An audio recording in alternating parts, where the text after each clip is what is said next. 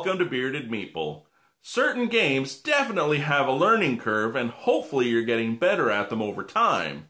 Well, today's game plays 2 to 6 people, ages 12 plus, in approximately 60 minutes. You better adapt in this game or else you're going to get eaten alive. It's all about evolving your species, and the saying does hold true, only the strongest survive. It's brought to us by North Star Games. It's Evolution. Let's take a look at it.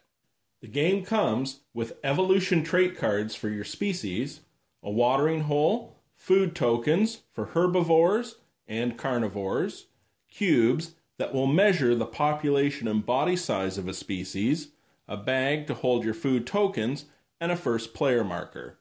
Let's take a look at gameplay. The game takes place in 4 phases. The first phase is dealing cards. Each player will be dealt 3 cards plus 1 card for each species they have. The second phase is to select food. On the bottom right of each card is a number in a leaf. They may be positive or negative values.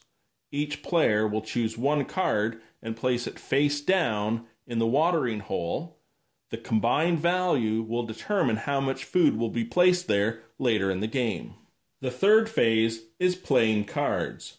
By discarding 1 card, you may gain another species. You may also discard a card to increase the population or body size of a species by 1.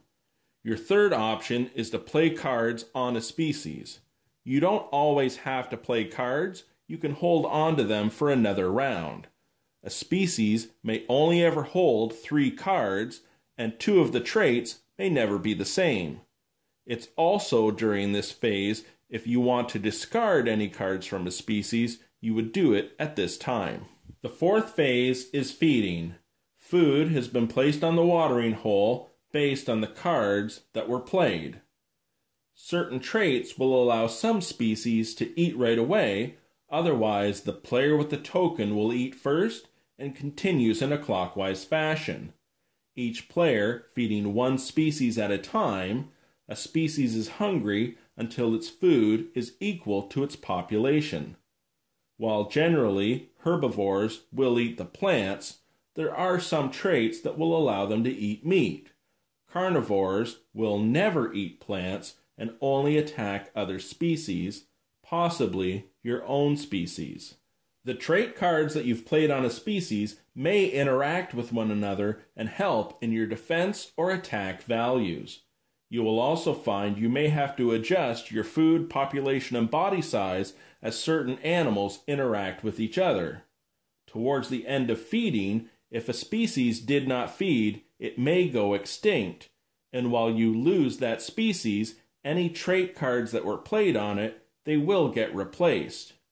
Food that you have at the end of the round is placed in your bag, cards are dealt, cards are selected for food, and another round of feeding will begin.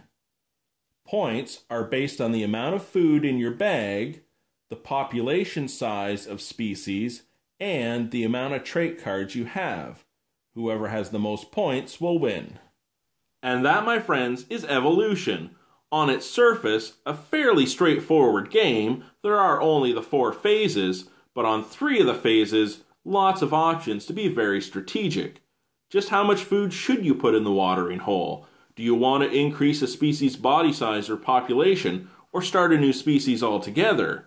Or do you evolve a species by changing the cards, hopefully getting more food, more points, and winning the game?